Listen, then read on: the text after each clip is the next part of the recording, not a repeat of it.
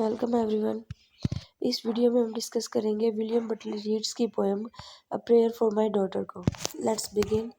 Prayer for my daughter by William Butler Yeats speaks about the poet's family. It demonstrates his concern and anxiety over the future well-being and prospects of his daughter, Annie. इस poem में William Butler Yeats जो है अपनी बेटी के future के बारे में चिंतित है। उसको उसके फ्यूचर के बारे में बड़ी चिंता है कि उसका फ्यूचर कैसा होगा, क्या क्या पहलू होंगे उसके फ्यूचर की। Yeats wrote a prayer for my daughter in 1919, shortly after his daughter's birth and World War II. ये जो पोएम है विलियम बटलर यीट्स ने 1919 में लिखी, उसकी बेटी के जन्म के बाद, और उसी समय वर्ल्ड वार टू जो है वो ख़त्म हुआ था। So the ongoing unsettling feel is visible in the background and the poet's mind. तो जो उसकी चिंता है वो इसमें अच्छी तरह से दिखाई दे रही है कि वर्ल्ड वार के दौरान जो चिंता का माहौल था, वो सारा सब कुछ उसी के कारण जो है वो बड़ा चिंतित है। W.B. Yeats in his 10th stanza poem A Prayer for My Daughter questions how best to raise his daughter. तो इस पोएम में, ये 10th स्टैंजा पोएम है जिसमें बटलर जो है इस क्वेश्चन करता है कि अपनी बेटी को कैसे रेज किया जाए, उसका पालन पोषण किस तरह से किया जाए। Though by 1919 the war was over in Ireland, it yet turned normal. 1919 तक आयरलैंड में वर्ल्ड वार ख़त्म हो चुका था और सब कुछ नॉर्मल हो चुका था। So he ponders how she will survive the difficult times ahead. लेकिन वो अभी भी चिंतित है कि आने वाले समय में वो किस तरह से सर्वाइव करेगी in the politically turbulent times, क्योंकि जो उस समय भी वर्ल्ड वार के ख़त्म होने के बाद भी जो राजनीतिक रूप से उपद्रवों का माहौल उस समय भी था। The poem not only expresses the helplessness of Yeats as a father but all the fathers who had to walk through this situation. इस पोएम में यीट्स केवल उस फादर के बारे, उस हेल्पलेस फादर के बारे में नहीं, बल्कि सभी जो पिता हैं उस सिचुएशन से गुजर रहे हैं उन सब के बारे में बात करता है। He wants to give his daughter a life of beauty and innocence, safety and security. वह अपनी बेटी को एक ब्यूटी, इनोसेंस, सेफ्टी और सिक्योरिटी की लाइफ देना चाहता है। He further wants her to be well-mannered and full of humility, free from intellectual hatred and being strongly opinionated.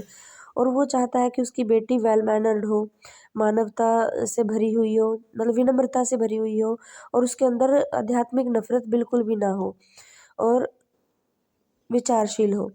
Finally he wants her to get married into an aristocratic family which is rooted in spirituality and traditional values. और अंत में वह चाहता है कि उसकी बेटी की शादी जो है एक शाही परिवार में हो जो परंपरागत रूप से और आध्यात्मिक रूप से रूटेड हो, मतलब मजबूत हो, स्ट्रॉन्ग फैमिली हो, एक अच्छा परिवार उसको मिले। तो अब हम करेंगे themes and settings of a prayer of my daughter. The poem a prayer for my daughter portrays the theme of love and anxiety of a father who has been blessed with a daughter. इस poem में एक पिता की, जिसकी एक बेटी है, उसकी चिंता और प्यार को व्यक्त किया गया है। It also presents the poet's hopes for his daughter. वो and his expectation of her becoming a very beautiful woman. इसमें जो पिता है आशा करता है और उम्मीद करता है कि उसकी बेटी जो है एक ब्यूटीफुल वुमन बने, blessed with the attributes of a virtuous soul, जो नैतिकता से और गुणों से ब्लेस्ड हो, एक ऐसी औरत बने। The setting of the poem is uncertain for the poem is conceived in the mind of the poet. Poem की जो सेटिंग है वो अनसर्टेन है, मतलब कोई स्पेशल थीम को लेकर नहीं बनी है, क्योंकि ये जो विचार हैं उसके पिता के माइंड में आते हैं, पोएट के माइंड में आते हैं, इसलिए इसकी सेटिंग अनसर्टेन है। The speaker is the poet himself talking to his daughter. इस स्पीकर इसमें खुद पोएट है जो अपनी बेटी से बात कर रहा है। The poem is conversational and didactic in tone with varying emotions of gloom.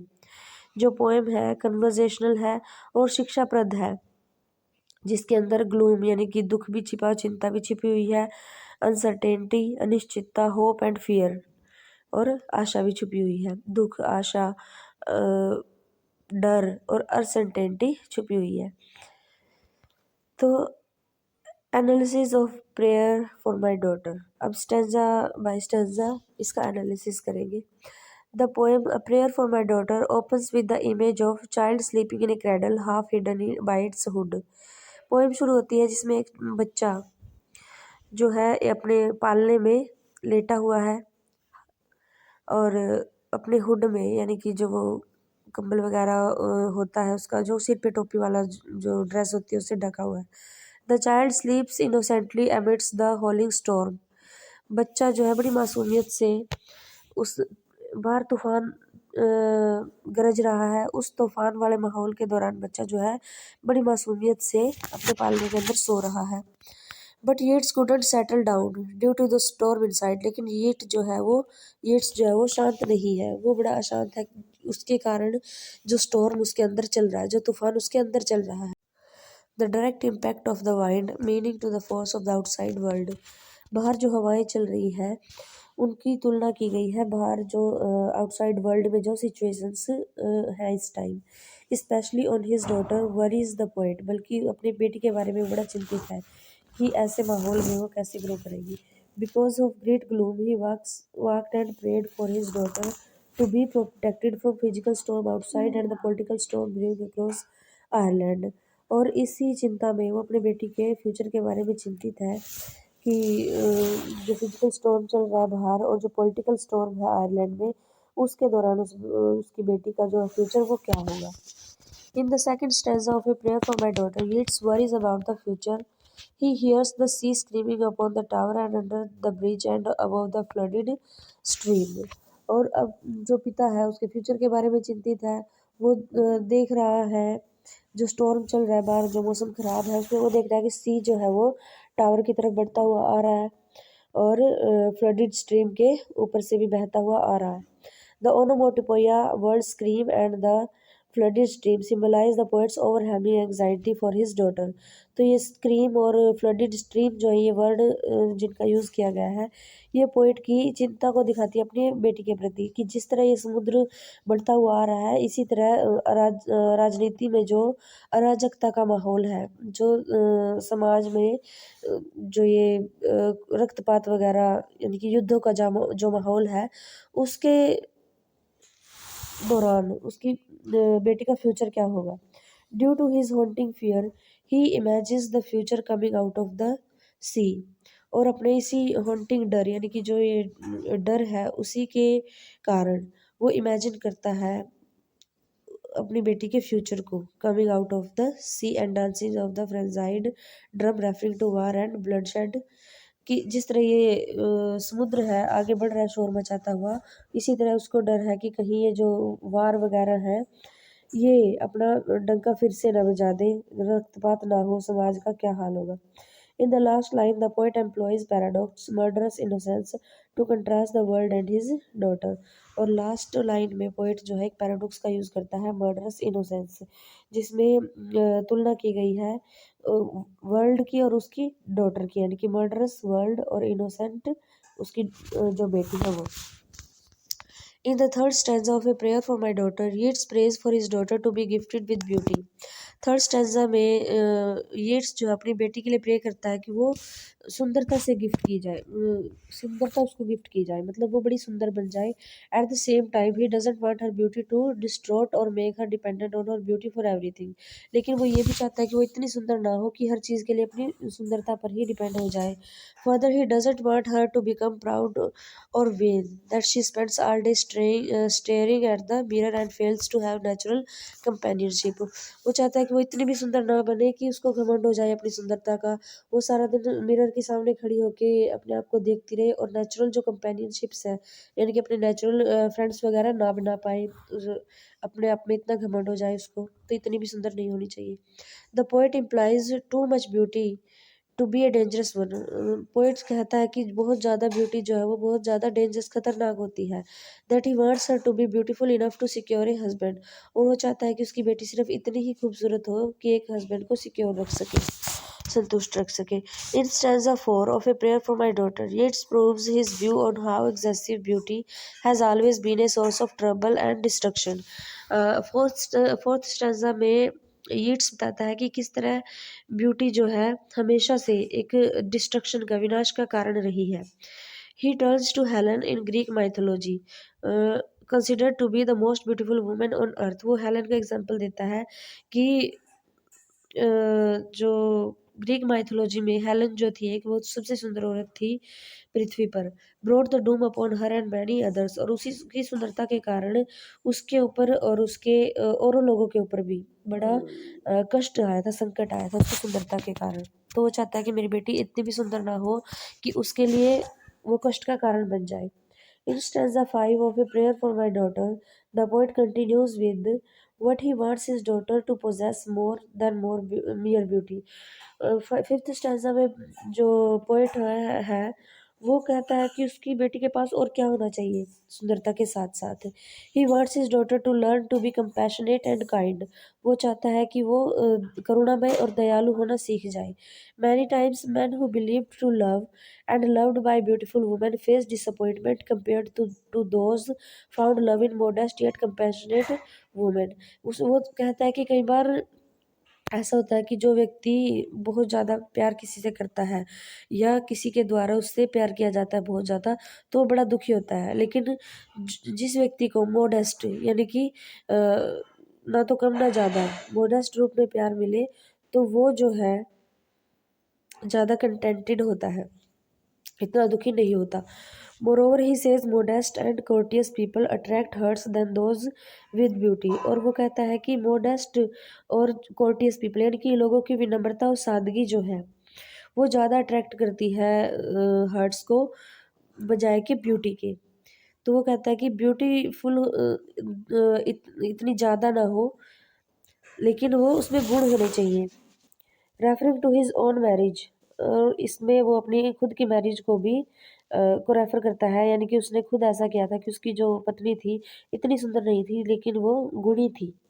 Ultimately he makes it clear that he wants his daughter to be an agreeable young woman than an arrogant beauty. तो वो चाहता है कि उसकी बेटी एक ऐसी young woman बने जो एग्रीएबल हो, यानी कि जो सबको अच्छी लगे, पसंद आए, ना कि एक अभिमानी सुंदर औरत बने वो।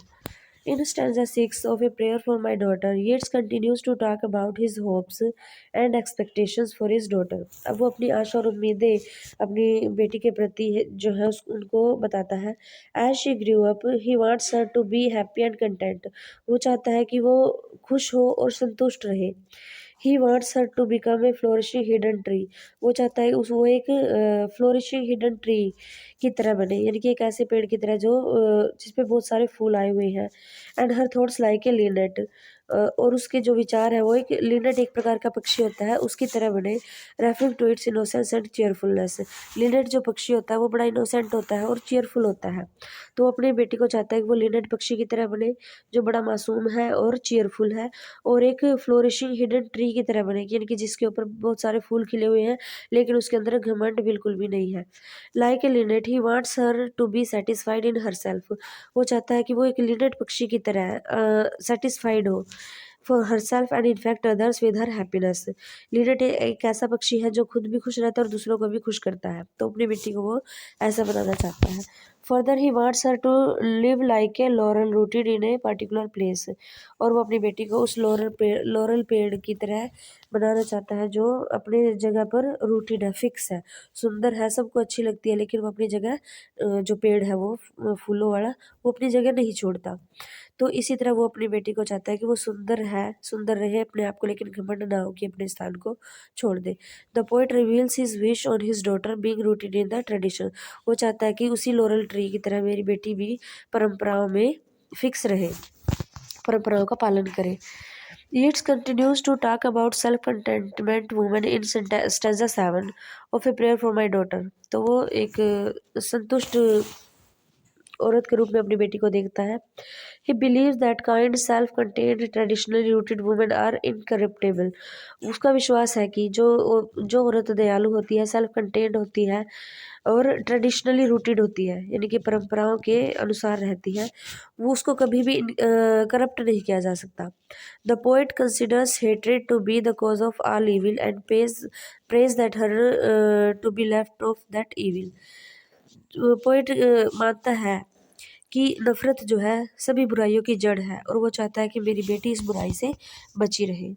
In stanza 8 of A Prayer for My Daughter, the poet implores his daughter to be temperate because people who love deeply could hate deeply too। और वो चाहता है कि उसकी बेटी जो है, वो विनती करता है कि उसकी बेटी जो है वो टेम्परेट बने। शीतोष्ण का मतलब होता है कि ना तो ज़्यादा अग्रेसिव और ना ज़्यादा शील।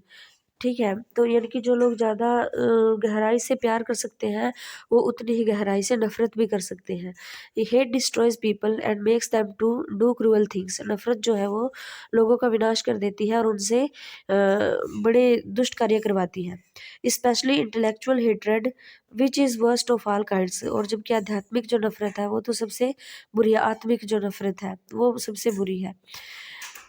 The poet reflects upon his emotional state when Maud Gonne rejected him to marry John Macbride। और वो यहाँ पे वो Maud Gonne का एग्जाम्पल देता है जिससे वो प्यार करता था कि उस औरत ने मुझे एक दूसरे व्यक्ति जॉन मैकब्राइड से शादी करने के लिए मुझे रिजेक्ट कर दिया था। तो उसे बहुत बड़ा दुख हुआ था, नफरत हो गई थी। तो he wants his daughter to experience neither the disappointment nor hatred. तो वो चाहता है कि उसकी बेटी को ना तो कभी डिसअपॉइंटमेंट का सामना करना पड़े और ना ही हेट्रेड का। The ninth stanza continues to describe the impact of hatred and the benefit of staying away from hatred। Ninth stanza में पोइट जो है वो नफरत के नुकसान का वर्णन करता है और इससे बचे रहने के से जो बेनिफिट्स होते हैं उनका वर्णन करता है। Once hatred is driven out, the soul could recover its innocence। जब नफरत जो है वो बाहर निकल जाती है हमारे हृदय से तो जो सोल है वो इनोसेंस को प्राप्त करती है। Then the soul would be free to explore and find that it is self-delighting, self-appeasing and self-affrighting। और जब एक आत्मा जो है वो फ्री हो जाती है तो वो आत्म सुखदायक और आत्म भयभीत बन जाती है। According to the poet, the ideal woman makes everyone happy and comfortable। वो पोएट के अनुसार आइडियल जो वुमेन होती है और एक आदर्श जो औरत होती है वो सबको हैप्पी बनाती है और कंफर्टेबल बनाती है। Despite all storms of misfortunes that comes in her way. कि उसके रास्ते में कितना भी दुर्भाग्य आए लेकिन वो सबको खुश रखती है।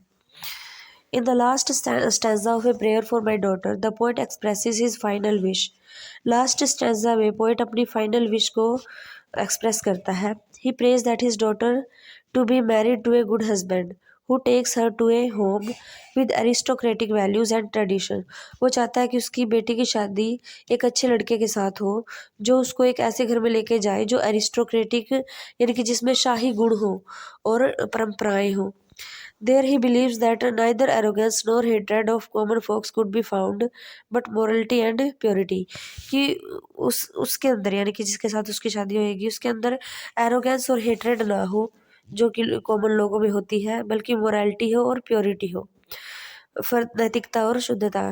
Further the poet does not want her to live a decadent life. और वो चाहता है कि उसकी लाइफ जो है वो अवनति की लाइफ ना हो, मतलब आगे जाके उसके साथ कुछ भी ऐसा घटित ना हो कि उसको दुखों का सामना करना पड़े। He concludes by stating that his daughter would be rooted in spiritual values like a laurel tree.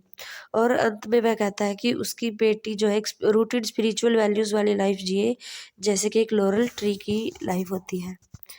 Form and structure of A Prayer for My Daughter। The poem A Prayer for My Daughter written in the lyric form, एक गीत के रूप में इसको लिखा गया है, containing 10 8-line stanza, जिसमें 10 स्टैंजाज हैं और हर एक स्टैंजा में 8 लाइन्स हैं। Each stanza follows a regular rhyme scheme of A B B C D D C. तो ये राइम स्कीम है पोएम की। The poem follows a metrical structure that alternates between iambic pentameter and trochaic pentameter. Metrical structure है poem का।